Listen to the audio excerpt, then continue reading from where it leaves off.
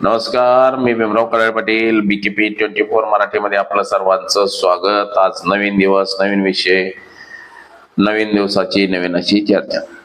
आज चर्चा घेऊन आलोय म्हणजे महाराष्ट्रामध्ये धर्मांतर बंदीचा कायदा देवेंद्र फडणवीसांनी आणलेला आहे. आता महाराष्ट्रासह किती राज्यांमध्ये हा कायदा अंमलात आलाय आणि तो कसा प्रभावीपणे राबतोय का भारतीय जनता पक्ष फक्त सत्तेच्या राजकारणासाठी हे सगळं सुरू आहे आणि जिथं जिथं भारतीय जनता पक्षाचं सरकार आहे तिथं तिथंच असे कायदे केलेले आहेत. इतर राज्यांमध्ये मात्र असे कायदे नाहीत. धर्मांतर बंदी हा जो कायदा आहे हा भाजपनं आणून मुस्लिम समाजाची नसबंदी करण्याचं काम केलंय का?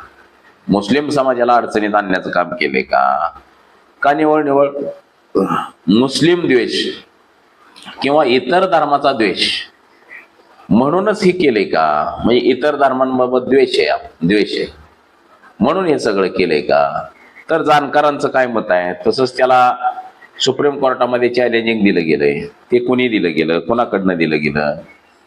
तर या सगळ्या गोष्टींची आज आपण चर्चा करणार आहोत. तर हा संपूर्ण व्हिडिओ जर आपण पाहिला तर आपल्या लक्षात येईल की महाराष्ट्रात धर्मांतर बंदी कायदा हा लागू झाला आणि त्याला चॅलेंज सुद्धा झालं. मात्र आता धर्मांतर बंदी कायदा लागू केल्यानंतर मात्र कोणी कोणी प्रवेश करायचा, कोणी त्या दुसऱ्या धर्मामध्ये जायचं का आणि त्याला नियम अटी काय लावले गेलेले हे आपल्याला सगळे लक्षात येईल. म्हणजे आपण जर हा सगळा संपूर्ण व्हिडिओ बघितला तर आपल्याला लक्षात येईल. आणि आपण जर चॅनलवरती नवीन असाल तर चॅनल सबस्क्राईब करावा ही सर्वांना विनंती. आणि चला चर्चेला सुरुवात करूया.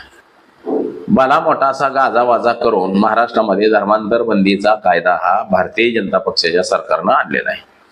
देशामध्ये 22 राज्यात भारतीय जनता पक्षाचं सरकार आहे आणि जिथं जिथं हिंदुत्वावर राजकारण केलं जातं त्या सगळ्या राज्यांमध्ये धर्मांतर बंदीचा कायदा हा भारतीय जनता पक्षानं आणलेला आहे आणि तो प्रभावीपणे राबवण्याचं काम उत्तर प्रदेश, मध्य प्रदेश, बिहार, राजस्थान, उत्तराखंड, उत्तरांचल अशी जी काही प्रमुख राज्य आहेत उत्तर प्रदेश सहित दिल्ली, गुजरात, हरियाणा ह्या सगळ्या राज्यांमध्ये प्रभावीपणे भारतीय जनता पक्ष कायदा हा राबवतोय असं एकंदर दिसते.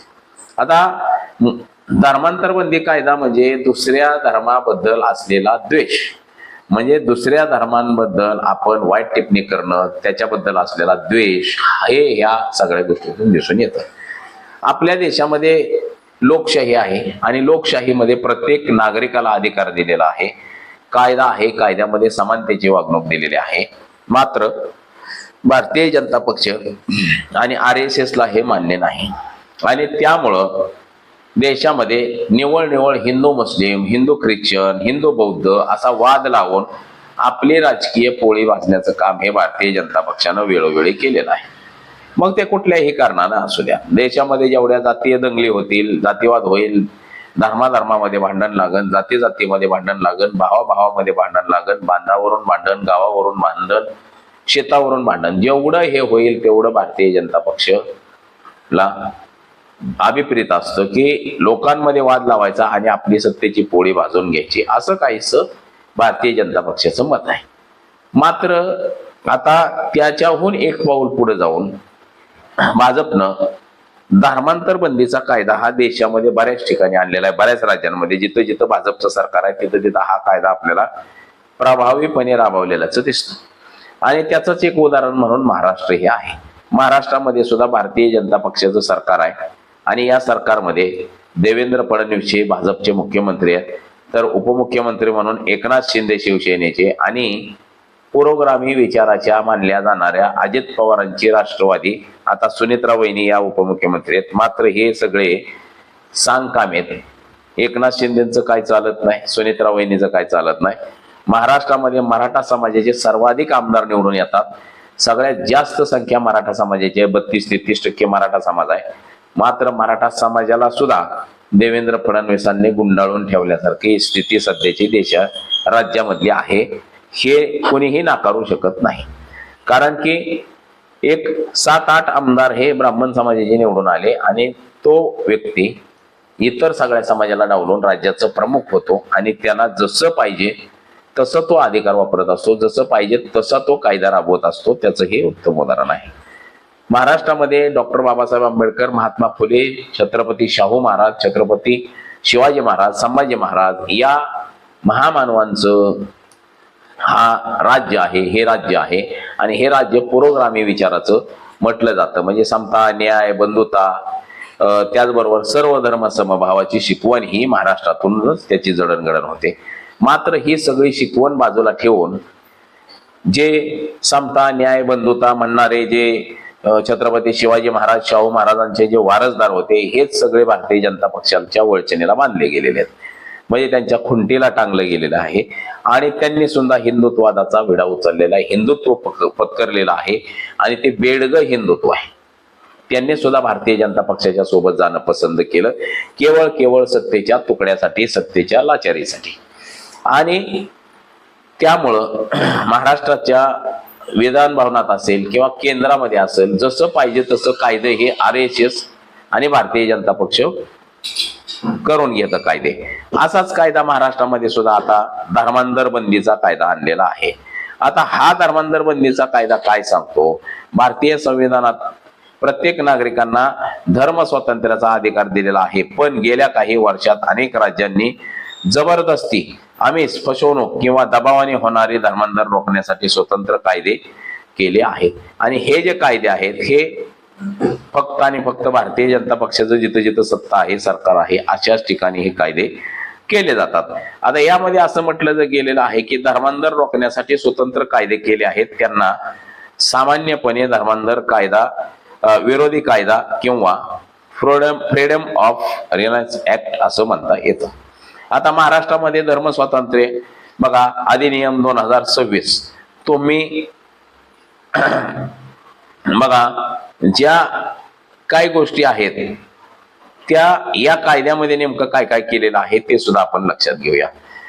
बघा, 2026 मध्ये फेब्रुवारी-मार्च 2026 मध्ये राज्य मंत्रिमंडळाने या कायद्याला मंजुरी दिली. त्यानंतर 13 मार्च 2026 ला विधानसभेमध्ये हे विधेयक सादर केलं गेलं आणि ते एकमतानं मंजूर केलं गेलं. कारण की 234 आमदार आहेत भारतीय जनता पक्ष आणि मित्र पक्षाचे, त्याच्यामुळे ते मंजूर करण्यात आलं आणि राष्ट्रपतीच्या स्वाक्षरीसाठी तो पाठवण्यात आलं. म्हणजे आता राष्ट्रपतीची स्वाक्षरी झालेली आहे आणि तो कायदा मंजूर सुद्धा झालेला आहे. परंतु त्याच्यामध्ये ज्या काही नियम अटी काय आहेत ते सुद्धा आपण लक्षात घेतलं पाहिजे.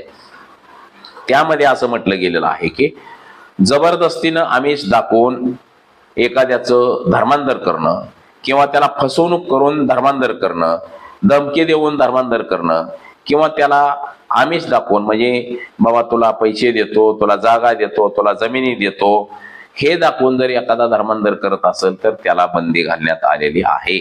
म्हणजे त्याचं धर्मांतर हे त्यानं स्वतःहून केलं पाहिजे, मनाने, असं त्या कायद्यामध्ये सांगण्यात येते.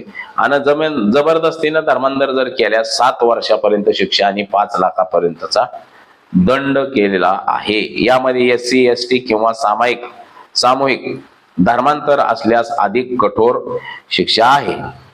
दुसऱ्यांदा गुन्हा तोच केला तर 10 वर्षापर्यंत कैद आणि 7 लाखापर्यंत दंड त्याच्यामध्ये आहे. आता संस्थांवरती कारवाया.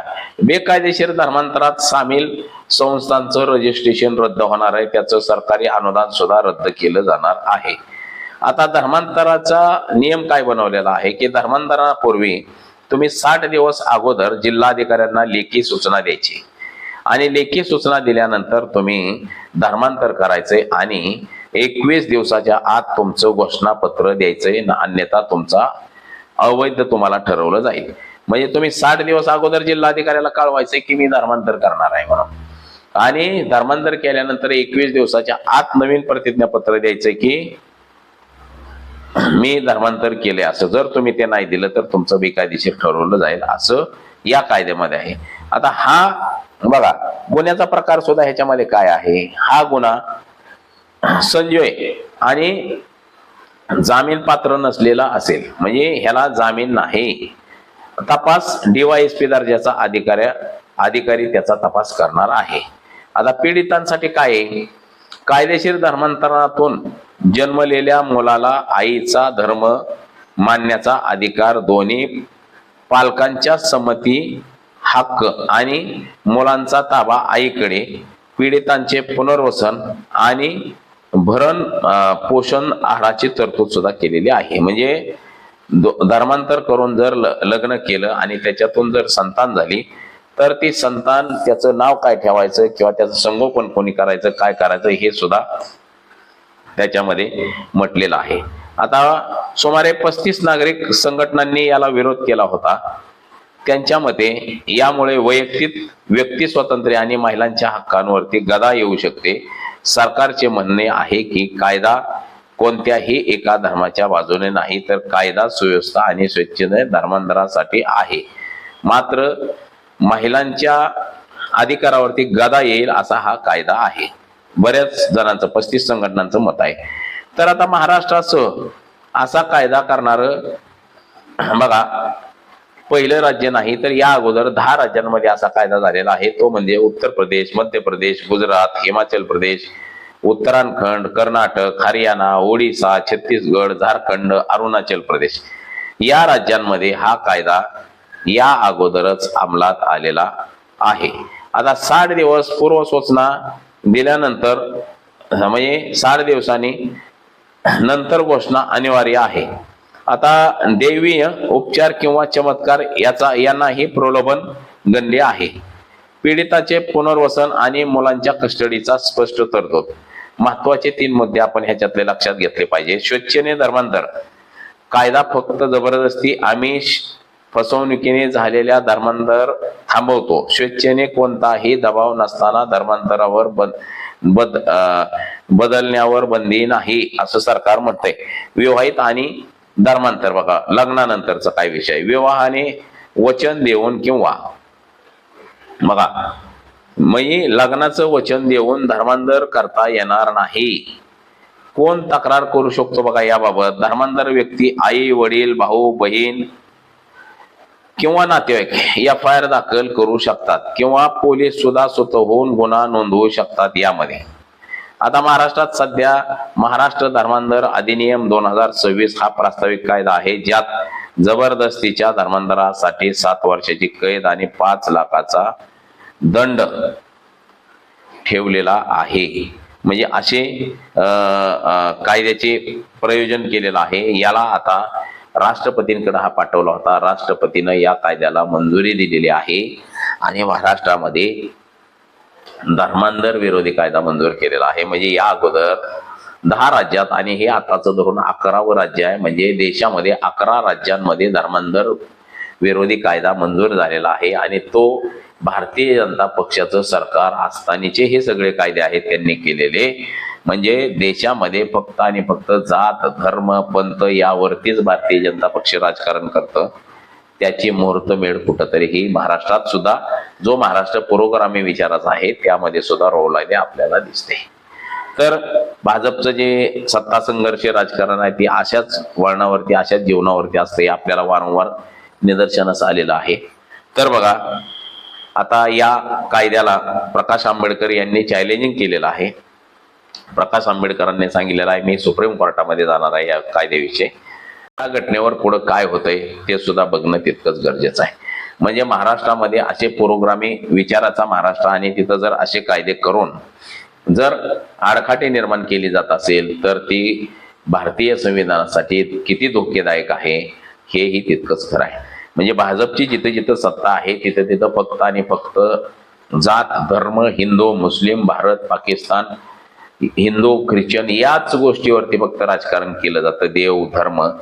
मात्र विकासाचं राजकारण हे भारतीय जनता पक्षाच्या कार्यकाळामध्ये एकाही राज्यात केलं जात नाही.